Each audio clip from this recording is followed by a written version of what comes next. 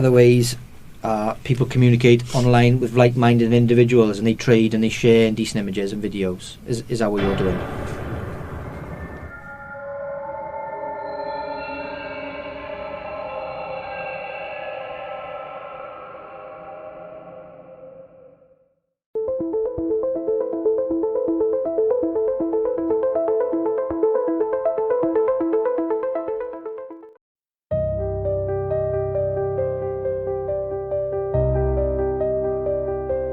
Μία νεαρή κοπέλα στέκεται στο δωμάτιό της, κλαίγοντας και ταραγμένη, καθώς κοιτάζει την κάμερα του κινητού της. Κλαίει και μόλις που μπορεί να προφέρει τις λέξεις της, λέγοντας «Πρέπει να το κάνω». Οικετεύει το συνομιλητή της ότι δεν θέλει να βγάλει τα ρούχα της μπροστά στην κάμερα, αλλά οι παρακλήσεις της πέφτουν στα κουφά αυτιά ενός άγνωστου άνδρα στην άλλη πλευρά της οθόνης, που αδιαφορεί για τον πόνο της και της διατάζει να εκτελέσει μια σεξουαλική πράξη στον εαυτό της, αλλιώς θα αντιμετωπίσει τις συνέπειες. Δυστυχώς, αυτός ο άνδρας στην άλλη πλευρά της οθόνης ήταν ένας αστυνομικός. Σήμερα ζούμε σε έναν κόσμο όπου οι μεταμφιέσεις και οι ψεύτικες ταυτότητες γίνονται όλο και πιο συχνές, επικίνδυνες ταυτότητες που κρύβονται συχνά σε ψηφιακά προφίλ στο διαδίκτυο, τα οποία φαίνονται φαινομενικά ακίνδυνα, αλλά στην πραγματικότητα ανήκουν σε άθλιους και απάνθρωπους εγκληματίες, ικανούς να καταστρέψουν ζωές, χωρίς καν να ασκήσουν φυσική βία, χρησιμοποιώντας μόνο εκφοβισμό και ψυχολογικό χειρισμό. Ένα παιχνίδι όπου ο ήρωας έχει γίνει ο κακός και φαίνεται ότι σε αυτόν τον αιώνα κανείς δεν είναι ασφαλής, ούτε καν στο σπίτι του, γιατί οποιοσδήποτε μπορεί να εισέλθει και να μας κακοποιήσει χωρίς καν να πατήσει στο εσωτερικό του σπιτιού μας. Μπορεί να μας βλάψει χωρίς καν να μας αγγίξει, αφού ο επιτιθέμενος μπορεί να βρίσκεται χιλιόμετρα μακριά φυσικά, αλλά οι κακές του προθέσεις μπορεί να είναι πολύ κοντά σε σένα και εμένα όταν μας πλησιάζουν μέσω του διαδικτύου, χρησιμοποιώντας την εγκύτητα που προσφέρει το διαδίκτυο μέσω ενός υπολογιστή ή κινητής συσκευής. Έτσι έπραξε και ο παιδόφιλος αστυνομικός του σκοτεινού διαδικτύου Louis Edwards, που εκμεταλλεύτηκε το διαδίκτυο και τις εφαρμογές του για να υποτάξει σεξουαλικά εκατοντάδες κορίτσια και έφηβες. Το έτος 2020 δεν ήταν εύκολο για κανέναν μετά την πανδημία που χτύπησε όλο τον κόσμο και ανάγκασε όλους να μείνουν κλεισμένοι στα σπίτια τους για μήνες. Μια εποχή όπου για πολλούς η κύρια δραστηριότητα της καθημερινότητας ήταν να είναι συνδεδεμένοι σε διάφορες εφαρμογές κινητών ως μέσο ψυχαγωγίας για να καταπολεμήσουν τη βαρεμάρα της καραντίνας. Κάτι που φαινόταν ακίνδυνο, γι' αυτό και πολλοί γονείς άφηναν τα παιδιά τους να χρησιμοποιούν τα κινητά τους, τα τάμπλετ και τους υπολογιστές, χωρίς να δίνουν μεγάλη σημασία στο τι έκαναν ή με ποιον μιλούσαν τα παιδιά τους κατά τη διάρκεια της ημέρας.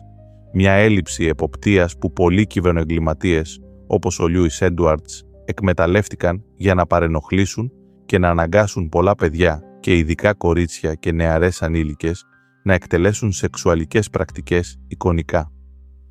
Πρακτικές που κυμαίνονταν από το να ποζάρουν μπροστά στην κάμερα χωρίς ρούχα έως και την αυτοδιείσδυση, όπου όχι μόνο έπρεπε να εισάγουν τα δάχτυλά τους, αλλά οποιοδήποτε αντικείμενο τους ζητούνταν από τον παιδόφιλο φίλο τους στο διαδίκτυο μέσα στον κόλπο ή τον προκτό τους, ενώ αυτός τις κατέγραφε από τον υπολογιστή του και στη συνέχεια διαδίδει το πορνογραφικό περιεχόμενο στο διάσημο και επικίνδυνο σκοτεινό διαδίκτυο. Αλλά τι είναι το σκοτεινό διαδίκτυο? Το σκοτεινό διαδίκτυο δεν είναι μια αυτοκρατορική ή ελίτ πόλη, αλλά μια βρώμικη τρύπα όπου πολλοί άνθρωποι, ακόμα και ανώτερης τάξης, κρύβονται για να κάνουν παράνομες δραστηριότητες. Με άλλα λόγια, το σκοτεινό διαδίκτυο είναι ένα μέρος του διαδικτύου που επιτρέπει στους χρήστες να κρύβουν την ταυτότητα και την τοποθεσία τους από άλλους ανθρώπους και τις αρχές επιβολής του νόμου. Ως αποτέλεσμα, το σκοτεινό διαδίκτυο μπορεί να χρησιμοποιηθεί για την πώληση κλεμμένων προσωπικών πληροφοριών και έτσι αυτοί οι εγκληματίες εισέρχονται στο διαδίκτυο μέσω λογισμικού που τους εμποδίζει να εντοπιστούν, καθώς κρύβει τον τόπο από τον οποίο συνδέονται και τον υπολογιστή από τον οποίο το κάνουν, ενώ οι σελίδες που επισκέπτονται δεν συνδέονται με συμβατικές μηχανές αναζήτησης, όπως η Google ή η Yahoo. Έτσι, όλα όσα κάνουν μέσα στο διαδίκτυο γίνονται με πλήρη ανωνυμία. Αυτό το λογισμικό ονομάζεται Tor, ένα πρόγραμμα που καταστρέφει, διαγράφει ή διασκορπίζει τα δεδομένα πλοήγησης, επιτρέποντάς σου να περιηγηθείς χωρίς να μπορεί να ανιχνευτεί τι έκανες ή δεν έκανες μέσα στο διαδίκτυο. Αυτό ακριβώς το πρόγραμμα είχε εγκαταστήσει ο Lewis Edwards στον υπολογιστή και στο κινητό του για να μπορεί να πλησιάζει τα θύματά του. Και αν κάποιο από αυτά τολμούσε να τον καταγγείλει, ήξερε ότι η αστυνομία δεν θα μπορούσε ποτέ να βρει την τοποθεσία του, καθώς χάρη σε αυτό το πρόγραμμα όλα τα δεδομένα σύνδεσής του ήταν εκτός της βάσης δεδομένων του διαδικτύου. Επιπλέον, χρησιμοποιώντας αυτό το λογισμικό, μπορούσε εύκολα να εμπορεύεται παιδική πορνογραφία χωρίς κανένα πρόβλημα και χωρίς κανείς να ξέρει ότι εκείνος, ένας άνδρας που ανήκε στην αστυνομία, εμπορευόταν γυμνές φωτογραφίες και σεξουαλικά βίντεο εκατοντάδων κοριτσιών που είχαν πέσει στο παιχνίδι του χειρισμού και των απειλών του και εκείνα υπάκουαν στις εντολές του, γίνονταν σεξουαλικοί σκλάβοι κάποιου που δεν γνώριζαν καν, και όλα αυτά αποδεχόμενα τις αιτήσεις ενός ξένου που φαινόταν καλός στα κοινωνικά του δίκτυα, αλλά μεταμορφωνόταν σε ένα τέρας που δεν σταματούσε να τις πληγώνει, ακόμα και όταν έκλαιγαν και του ζητούσαν να τις αφήσει ήσυχες, αλλά εκείνος συνέχιζε να τις αναγκάζει να δημιουργούν σεξουαλικό περιεχόμενο, γνωρίζοντας όλη την ζημιά που τους προκαλούσε. Αλλά πώς συμφωνούσαν αυτά τα κορίτσια να γίνουν φίλες με έναν άνδρα πολύ μεγαλύτερο από αυτά? Όπως είπαμε στην αρχή, τίποτα δεν είναι όπως φαίνεται και δεν είναι όλα τα προφίλ που βλέπουμε στο διαδίκτυο πραγματικά, έτσι. Ο Lewis Edwards εξαπάτησε τα θύματά του χρησιμοποιώντας μια φωτογραφία προφίλ ενός έφηβου για να τα κάνει να του στείλουν ρητές εικόνες. Το αγόρι στη φωτογραφία ήταν όμορφο και έμοιαζε με έναν διάσημο και ακαταμάχητο έφηβο, γι' αυτό και τα κορίτσια ένιωθαν κολακευμένα που ένα αγόρι σαν αυτό που έβλεπαν στο ψεύτικο προφίλ τους μιλούσε και τους ήθελε. Γιατί ο Λιούις αρχικά παρουσίαζε τον εαυτό του ως ένα αγοητευτικό έφηβο και καθώς κέρδιζε την εμπιστοσύνη των κοριτσιών, άρχιζε να τα κάνει να ερωτευτούν και μόλις πιάνονταν στο δόλωμα, του ζητούσε σεξι φωτογραφίες και μετά χωρίς ρούχα και εκείνα τυφλωμένα από την ψεύτικη εικονική αγάπη του, πάκουαν χωρίς να ξέρουν ότι αυτό ήταν η αρχή μιας πραγματικής κόλασης, όπου αυτός ο παιδόφιλος άρχιζε να απαιτεί πολύ πιο διεστραμμένες φωτογραφίες και βίντεο. Αν αρνούνταν να το κάνουν ή τον αγνοούσαν, γρήγορα τους έστελνε μηνύματα απειλώντας τις, λέγοντάς τους ότι θα δημοσίευε τις εικόνες που είχε ήδη από αυτές, χωρίς ρούχα και να αγγίζουν τον εαυτό τους. Έτσι, ντροπιασμένες από το τι θα σκεφτόντουσαν οι οικογένειες και οι φίλοι τους αν αυτές οι εικόνες δημοσιευόντουσαν, αλλά και φοβισμένες από τις απειλές θανάτου, καθώς αν δεν έκαναν αυτό που τους ζητούσε, θα τις σκότωνε και τις οικογένειές τους. Ένα έγκλημα που πραγματοποιήθηκε μέσω της πλατφόρμας Snapchat, όπου 210 κορίτσια έγιναν θύματα της διεστραμμένης και σαδιστικής συμπεριφοράς του Lewis Edwards. Ένας αριθμός που ανέρχεται σε 3 ολόκληρα χρόνια, κατά τους οποίους εκφοβίστηκαν, χάνοντας την ιδιωτικότητα, την ηθική και την αθωότητά τους. Μία από αυτές ανέφερε ότι κατά τις βιντεοκλήσεις, ο Edwards καθόταν στο σκοτάδι και έδειχνε μόνο ένα μέρος του προσώπου του, γι' αυτό και ήταν δύσκολο να τον αναγνωρίσει. Το μόνο που μπορούσε να ακούσει καθαρά ήταν ο Edwards να τη ζητάει να βγάλει γυμνές φωτογραφίες, μερικές φορές φορώντας μόνο τη σχολική της στολή και να εκτελεί τις σεξουαλικές πράξεις που τη ζητούσε, και εκείνη υπάκουε σαν να ακολουθούσε εντολές από έναν σκηνοθέτη. Μία άλλη από τα θύματά του σχολίασε: «Ήμουν απλά ένα παιδί. Νιώθω μπερδεμένη, ντροπιασμένη, αηδιασμένη και δεν έχω αυτοεκτίμηση. Έχασα την αθωότητά μου, νιώθω ένοχη και ακόμα δυσκολεύομαι να εμπιστευτώ ανθρώπους». Μια δήλωση που δείχνει ξεκάθαρα την ψυχολογική ζημιά που άφησαν οι σεξουαλικοί εγκληματίες όπως ο Edwards στα θύματά τους. Αλλά πώς τον βρήκαν, αν υποτίθεται ότι στο σκοτεινό διαδίκτυο οι ταυτότητες είναι ανώνυμες και όλα όσα γίνονται εκεί είναι ανώνυμα? Λοιπόν, όπως λέει και η παροιμία, ανάμεσα στον ουρανό και τη γη τίποτα δεν είναι κρυμμένο. Αν και υπάρχει τεχνολογία υπέρ των εγκληματιών, κάθε εγκληματίας κάνει πάντα ένα λάθος που τελικά τον εκθέτει. Έτσι, τον Δεκέμβριο του 2022, ο Edwards έκανε το λάθος να εκτελέσει τις διεστραμμένες δραστηριότητές του μέσα στις εγκαταστάσεις της αστυνομίας της Νότιας Ουαλίας. Όντας εκεί στη δουλειά του, έκανε μια τραπεζική συναλλαγή που συνδέθηκε με τη λήψη πορνογραφικών εικόνων παιδιών στο σκοτεινό διαδίκτυο, κάτι που ενεργοποίησε συναγερμούς εντός των εγκαταστάσεων και άρχισε αμέσως μια ενδελεχή έρευνα για να βρεθεί ποιος από τους αστυνομικούς κατανάλωνε αυτό το είδος περιεχομένου. Δεν πήρε πολύ χρόνο για να συνειδητοποιήσουν ότι ο υπάλληλος πίσω από την κατανάλωση της παιδικής πορνογραφίας ήταν ο Λιούις Έντουαρντς. Έτσι, αποφάσισαν να προχωρήσουν την έρευνα και να εισβάλλουν στο σπίτι του αστυνομικού. Μόλις μπήκαν μέσα, εξέτασαν κάθε μια από τις συσκευές του, όπου βρήκαν περίπου 4.500 εσχρές εικόνες παιδιών. Ταυτόχρονα, παρατήρησαν ότι ο αστυνομικός είχε συνομιλίες με 210 κορίτσια ηλικίας 10 έως 16 ετών από τον Νοέμβριο του 2020 έως τον Φεβρουάριο του 2023 και ότι εικόνες από 207 από αυτά βρέθηκαν στις συσκευές του. Και όλα αυτά δεν ήταν μόνο διέστραμμενη συμπεριφορά, αλλά μια υπόθεση που συνδέει εκβιασμό, χειρισμό και τον φόβο που δημιουργούσε στα θύματά του.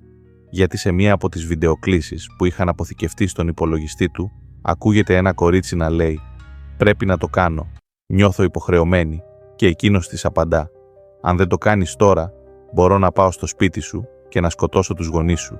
Γι' αυτό βιάσου, βγάλε τα ρούχα σου και χόρεψε για μένα ή προτιμάς να σκοτώσω τους γονείς σου».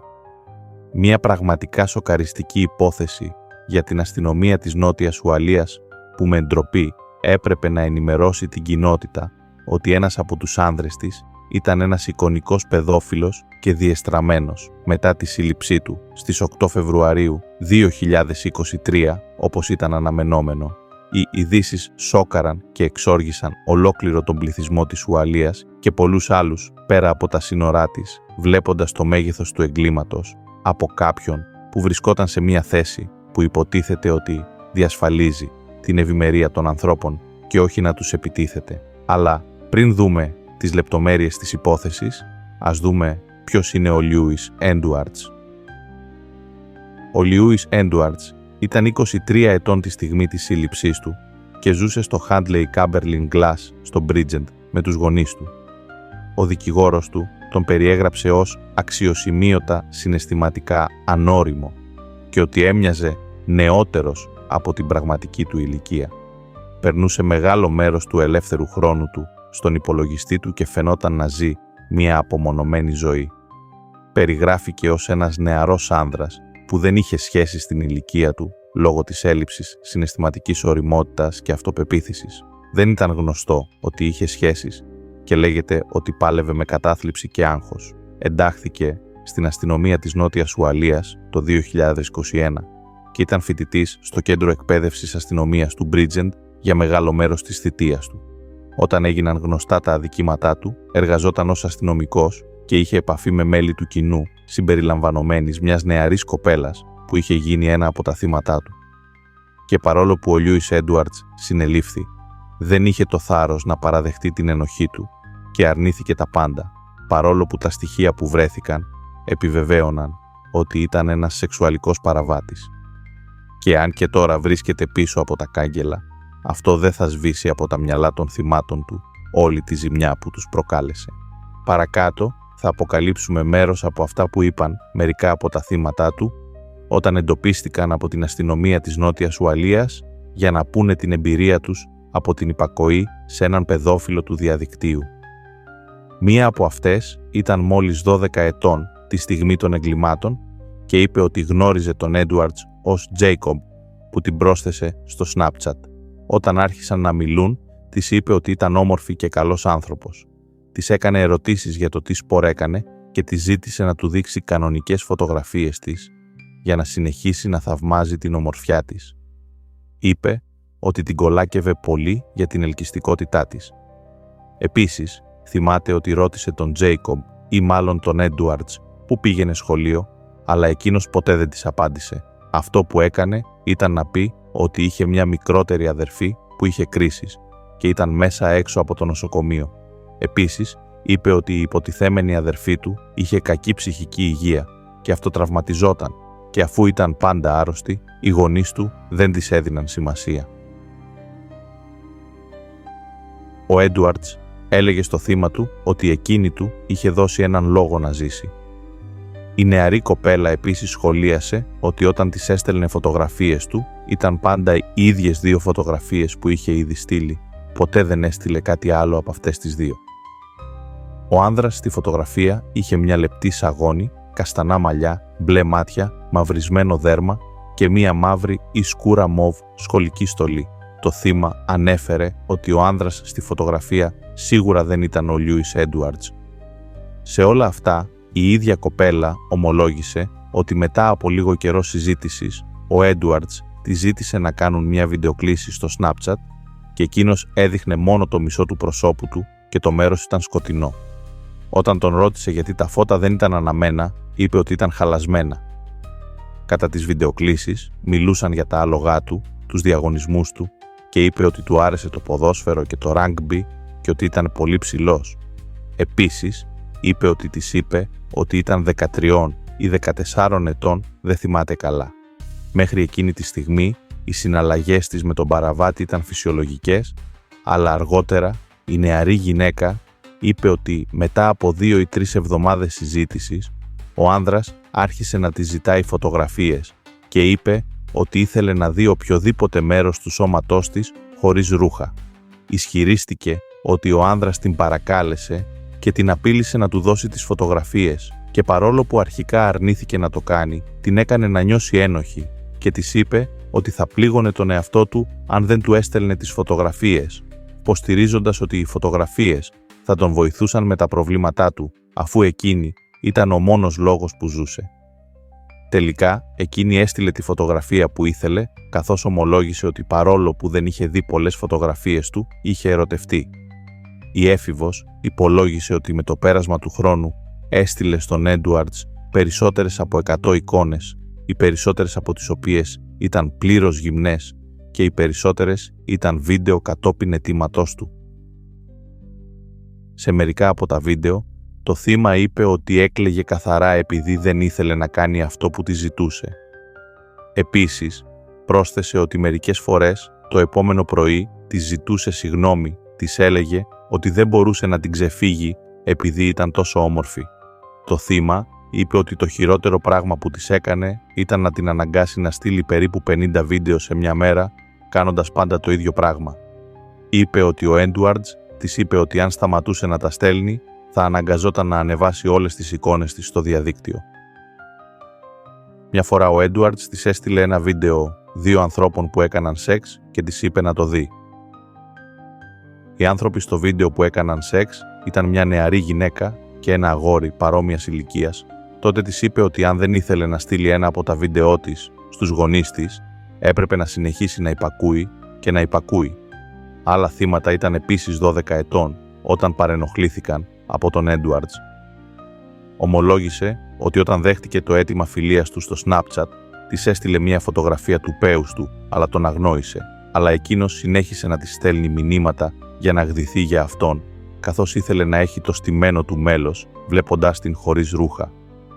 Είπε ότι μετά από αυτό τον μπλόκαρε, αλλά επανεμφανίστηκε σε ένα άλλο chat λέγοντάς της ότι αν δεν έστελνε φωτογραφίες, μπορούσε να πάει στο σπίτι της, να το βομβαρδίσει και να πυροβολήσει τους γονείς της.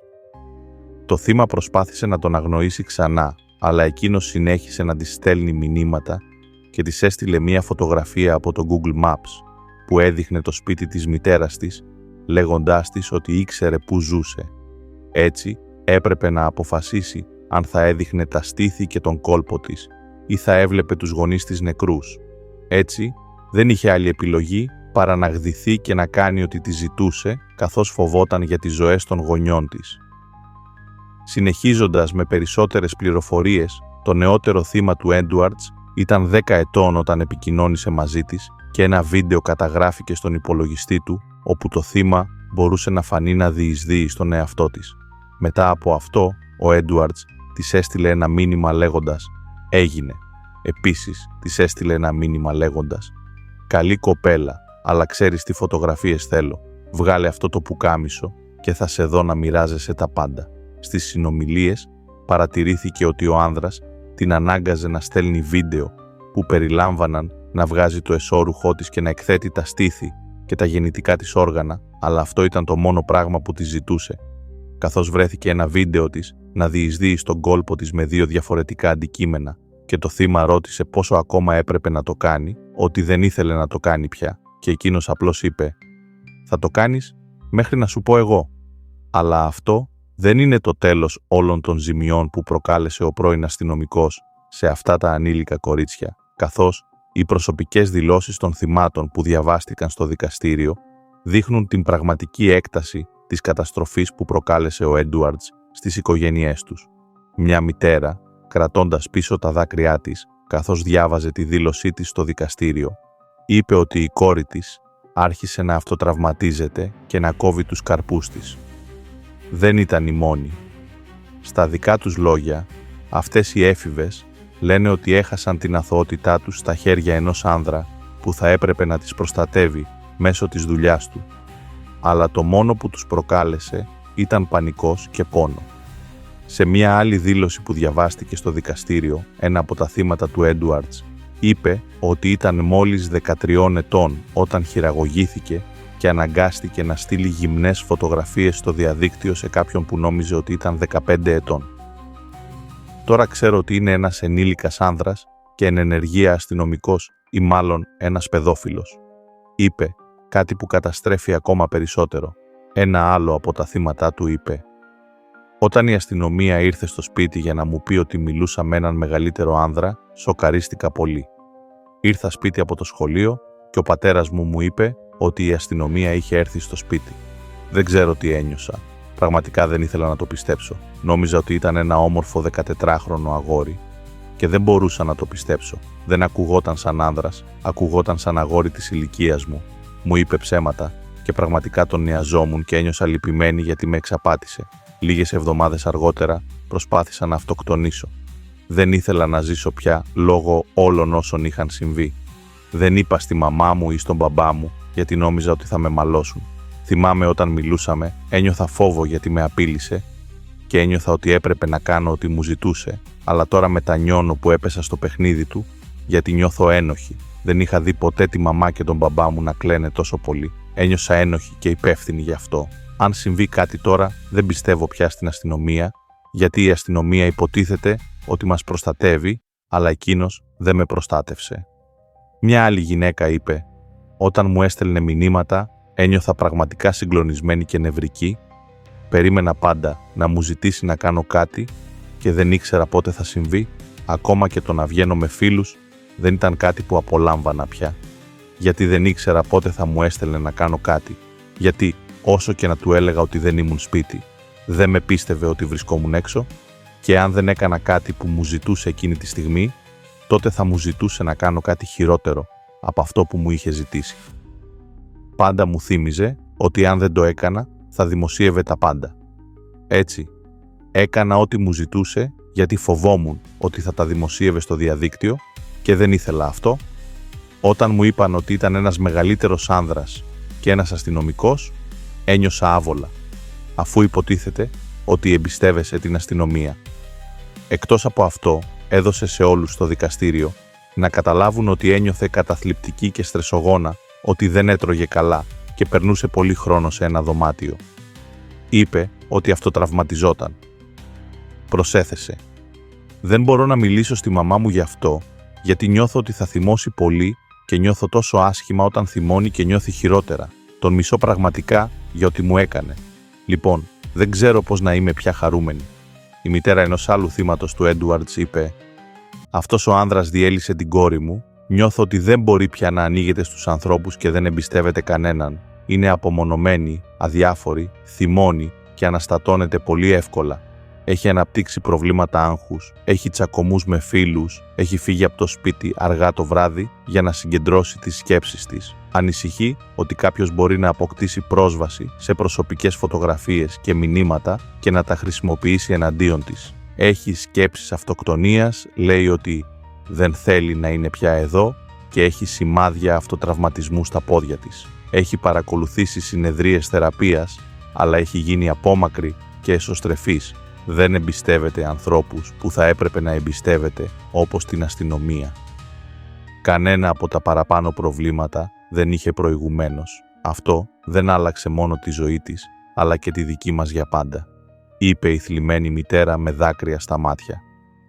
Ένα άλλο θύμα, κατά τη διάρκεια της δίκης, γεμάτο θυμό, μίλησε στον κατηγορούμενο, κοιτάζοντάς τον στα μάτια λέγοντας «Κάθε φορά που έλαβα ένα αίτημα φιλίας, ένιωθα νευρικότητα και αναρωτιόμουν αν μιλούσα πραγματικά με έναν από τους φίλους μου ή με σένα ξανά. Μου είπες ότι δεν μπορούσα να πω σε κανέναν τι μου συνέβαινε ή ότι οι απειλές θα γίνονταν πραγματικότητα. Ένιωθα μόνη, φοβισμένη και νόμιζα ότι κανείς δεν μπορούσε να με βοηθήσει, ούτε καν οι γονείς μου. Τώρα ξέρω ότι αυτό δεν ήταν αλήθεια. Θα έπρεπε να ανησυχώ για πιο σημαντικά πράγματα όπως τα σπορ μου και τις σχολικές μου εξετάσεις, αντί να μιλάω σε ανθρώπους για ό,τι συνέβη και να ξαναζώ τα πράγματα που έκανες και προσπάθησα να ξεχάσω. Είναι δύσκολο να συγκεντρωθώ στο σχολείο μου.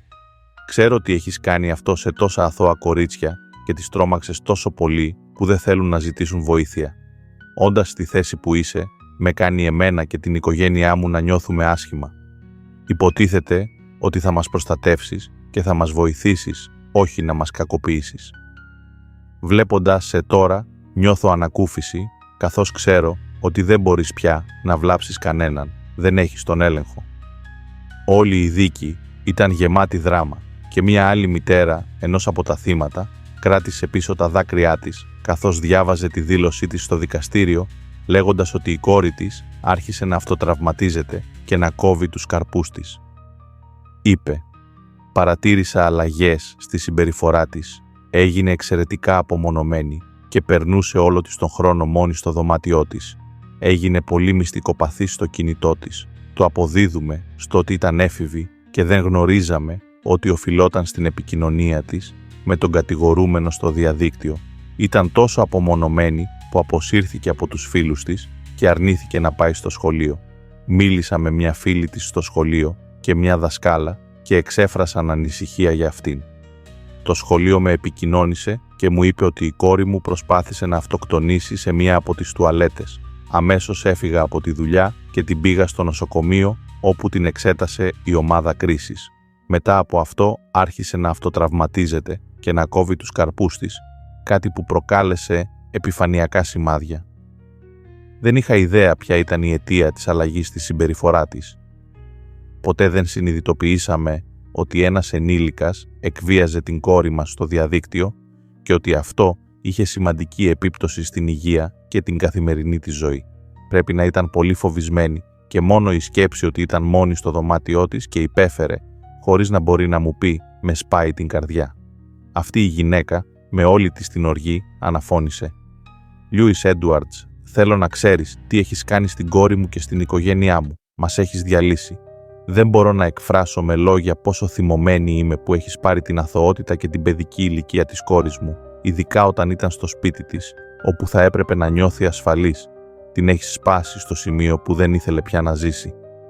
Θέλω το δικαστήριο να καταλάβει την ανεπανόρθωτη ζημιά που μας έχεις προκαλέσει. Κάποιοι μπορεί να λένε ότι είναι ένα διαδικτυακό έγκλημα, αλλά αυτό που έχεις κάνει είναι πολύ πραγματικό και έχει άμεση επίπτωση στην κόρη μου που δεν έχω ιδέα πώς να το επισκευάσω. Αυτό έχει κλονίσει την εμπιστοσύνη μου ως μητέρα στον πυρήνα.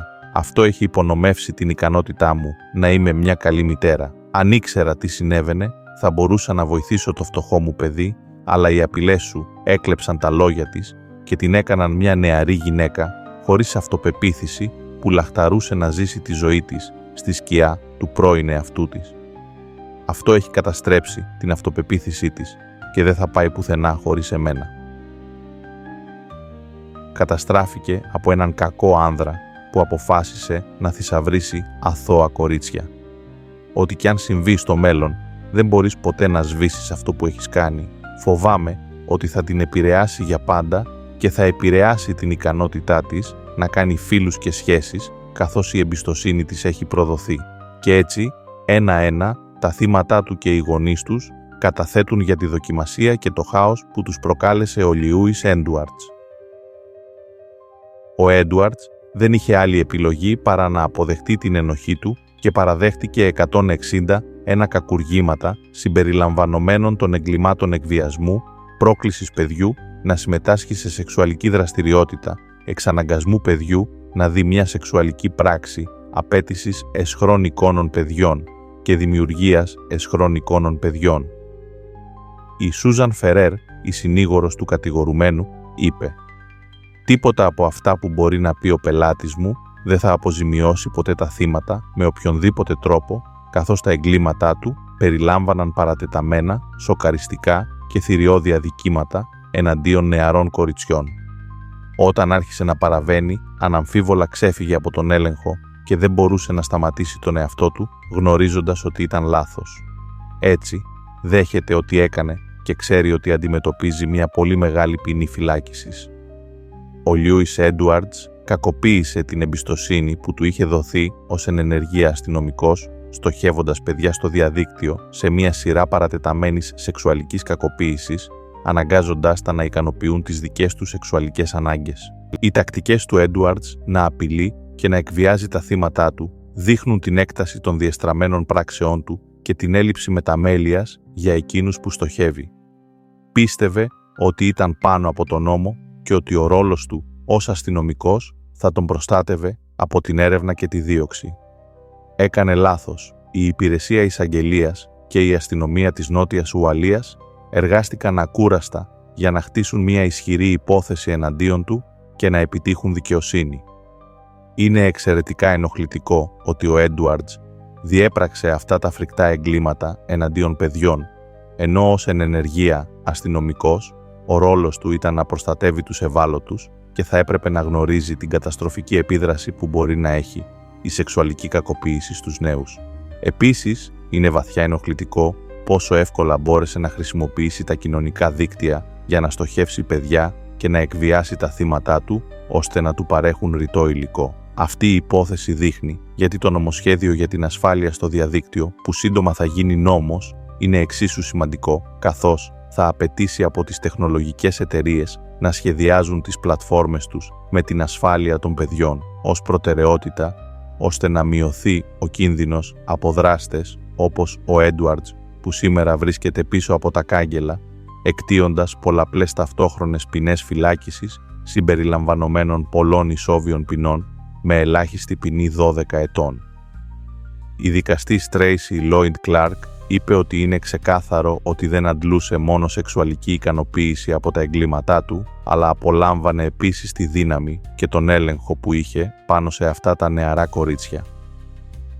Ο Έντουαρντς θα υπόκειται επίσης σε μια αόριστη διαταγή πρόληψης σεξουαλικής βλάβης, η οποία θα τον απαγορεύει να εργάζεται με παιδιά ή ευάλωτους ανθρώπους και θα απαιτεί να διατηρεί τις προσωπικές του πληροφορίες σε αρχείο με την αστυνομία. Εν τω μεταξύ, τα θύματά του λαμβάνουν ψυχολογικές θεραπείες για να ξεπεράσουν όσα συνέβησαν και να προσπαθήσουν να γυρίσουν τη σελίδα με τις οικογένειές τους, προχωρώντας μπροστά και προσπαθώντας να βγάλουν από το μυαλό τους όσα έζησαν. Αν και όλοι γνωρίζουμε ότι αυτό θα είναι αδύνατο. Και παρόλο που δεν έχουμε επηρεαστεί από αυτό το έγκλημα, η υπόθεση αυτή μας κάνει να συνειδητοποιήσουμε τι κάνουμε και τι δεν κάνουμε μέσα στα κοινωνικά δίκτυα που βρίσκονται στο διαδίκτυο, τα οποία έχουν γίνει το τέλειο μέσο για το έγκλημα. Οι εγκληματίες γνωρίζουν ότι δεν χρειάζεται να βρίσκονται φυσικά σε ένα μέρος για να κάνουν το κακό, αφού χρειάζονται μόνο μια σύνδεση στο διαδίκτυο και πρόσβαση στο σκοτεινό διαδίκτυο για να υλοποιήσουν τα φρικτά και διεστραμμένα εγκλήματά τους, όπως αυτά που διέπραξε ο Λιούις Έντουαρντς.